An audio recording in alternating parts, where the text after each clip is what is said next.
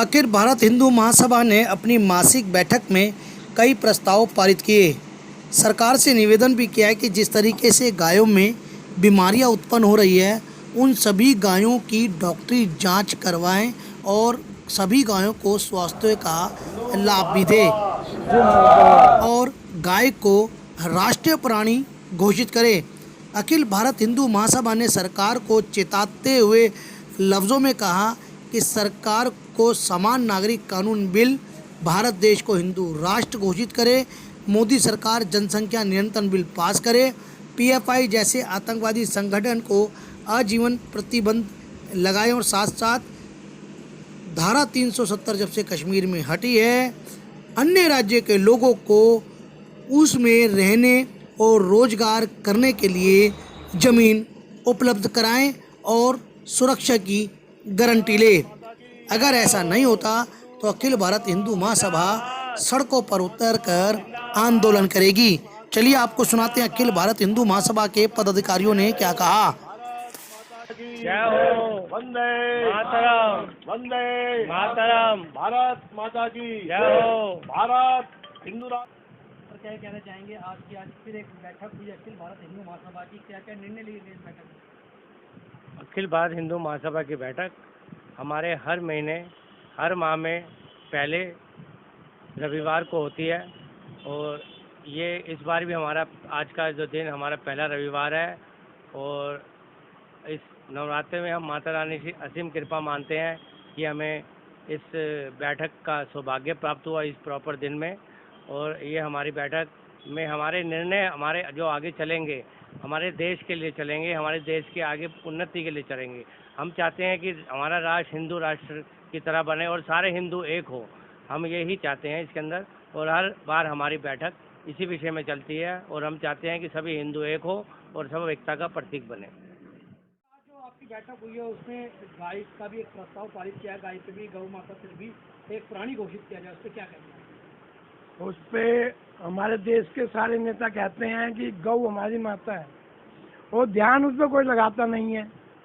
तो मेरा देश की संसद को, सांसदों को ये कहने का है कि गौ माता को एक बड़ा दर्जा दिया है तो इनकी सेवा, इनकी शारीरिक परीक्षाएं जो हैं और डॉक्टरी सब इनको दिए जाए और जो सड़कों पे हमारी गायें मर रही हैं इनको पूरा स्वास्थ्य का लाभ दिया जाए। मेरे कहने का मतलब है इनको देश को जागरूक करने की यही है। नेता जो कहते हैं गाय हमारी माता है तो गाय पे पूरा ध्यान लगाना चाहिए इनको। जिस तरीके से भी पीछे तस्वीरें आई हैं, कई गायें और गाँव में, शहरों में बीमारी से मर गई हैं, लेकिन उसका प्रॉपर ध्यान नहीं दिया गया। सरकार हमारी कुछ चाह ही नहीं रही गायों के बारे में, वो चीते पे लगा रही हैं, पैसा लगा रही हैं, यहाँ गाय पे कोई ध्यान नहीं है सरकार का। मेरा कहने का मतलब यही है कि ये गौ माता है तो इसको माता का दर्जा दिया ही है। जनसंख्या बिल भी पारित हुआ है, इस पे क्या कहना है अखिल भारत हिंदू महासभा? हिंदू महासभा का इसके समान नागरिक संहिता पे ये कहना है कि पहले तो इसकी जरूरत नहीं पड़नी चाहिए थी। जब देश आज़ाद हुआ, धर्म के आधार पे हुआ समान, पर चलो हो भी गया तो कम से कम सबको समान नागरिक, किसी को कुछ सुविधा मिल रही है, किसी को कुछ सुविधा नहीं मिल रही है, ये सबको बराबर होना चाहिए, हमारा ही कहना है। और अगर जनसंख्या बिल की बात करें, जिस तरह से पॉपुलेशन बढ़ रही है भारत देश में, जिससे पूरा विश्व भी चिंतित है कि भारत की संख्या बहुत ज़्यादा बढ़ती है। हमारे देश में अब जो एक समुदाय है वो तो उसका तो मानना यही है कि अगर हम जनसंख्या बढ़ा लेंगे तो हम इस देश पे अधिकार कर लेंगे। तो उनके ये मंसूबे में अपने सफल ना हो, क्योंकि हिंदू लोगों ने तो जब से परिवार नियोजन का कार्यक्रम आया था उसी दिन से अपना लिया था, तो उनकी तो जनसंख्या उन्होंने अपनी काफ़ी कंट्रोल कर ली। उसके विपरीत उन्होंने दूसरे समुदाय ने इतनी जनसंख्या तेजी से बढ़ा रहे तो इस पर रोक लेंगे। सरकार को ध्यान देना चाहिए कि इस तरह से अगर वो जनसंख्या बढ़ाते हैं तो उनके सारे जो सुविधाएं सरकार देती है, उनको पारिवारिक सुविधाएं वो सब बंद कर देनी चाहिए। यही एक रास्ता है हमारे ख्याल से, तो बाकी सरकार को सोचना है। अखिल भारत हिंदू महासभा के राष्ट्रीय महामंत्री भी हैं, कई प्रस्ताव पारित किए और बड़े गंभीर प्रस्ताव हैं, तो उसको किस तरीके से सरकार के कानों तक पहुंचाएंगे, उसके लिए आप क्या कदम उठाएंगे कि ये सरकार आपकी बात मानने को विवश हो? सरकार पे हम पूरा दबाव, हमारे लाखों कार्यकर्ता पूरे भारतवर्ष में काम कर रहे हैं और वो स्थानीय स्तर पे अपने विधायक एमपी को संपर्क में लगे हुए हैं। लोकल एसडीएम, डीएम, कलेक्टर सबको ज्ञापन दे रहे हैं कि देश को हिंदू राष्ट्र घोषित किया जाए, समान नागरिक कानून लागू किया जाए, जनसंख्या नियंत्रण कानून लागू किया जाए, गाय माता को राष्ट्रीय प्राणी घोषित किया जाए।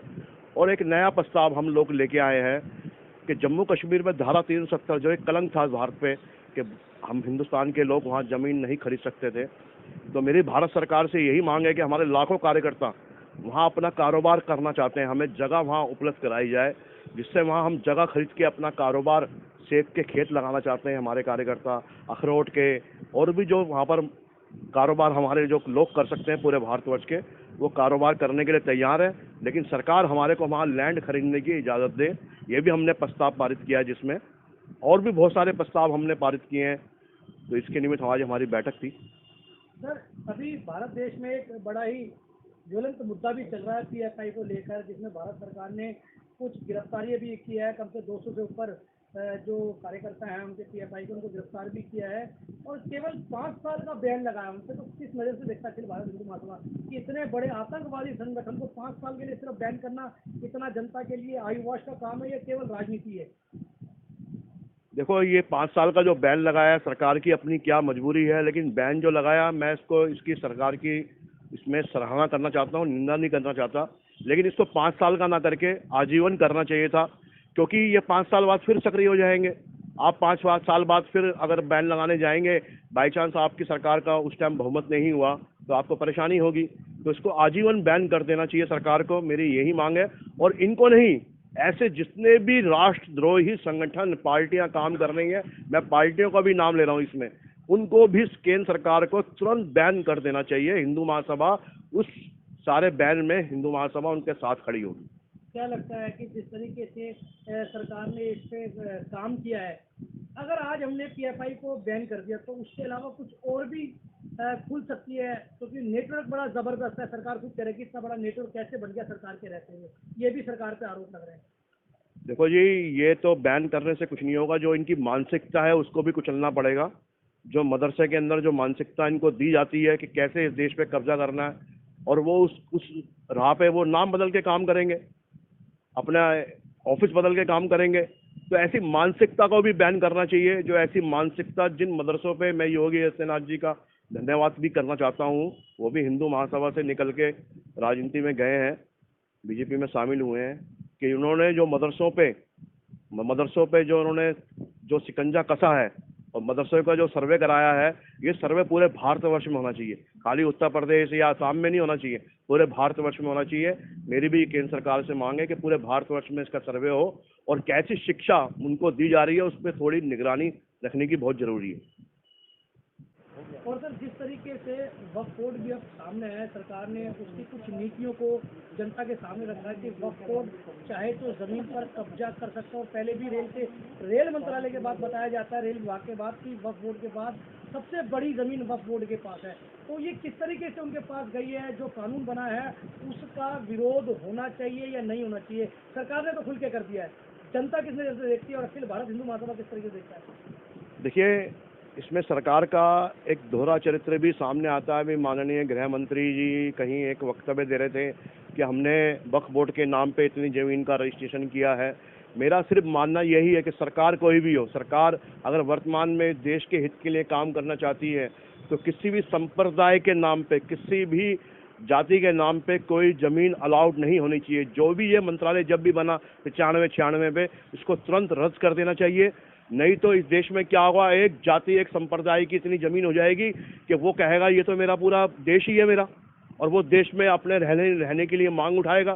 तो मेरा केंद्र सरकार से यही है कि वक्फ बोर्ड को और अल्पसंख्यक मंत्रालय को, इन दोनों को तुरंत से तुरंत समाप्त किया जाए, और इनको जो आर्थिक सहायता केंद्र सरकार, राज्य सरकारें जो देती हैं, ये भी खत्म होनी चाहिए। क्योंकि जब धर्म के आधार पर ये देश बटा, तो जब धर्म के आधार पर देश बटा है, तो यहाँ पर वक्फ बोर्ड और अल्पसंख्यक मंत्रालय भी नहीं होना चाहिए। इन दोनों को सरकार तुरंत से तुरंत समाप्त करे।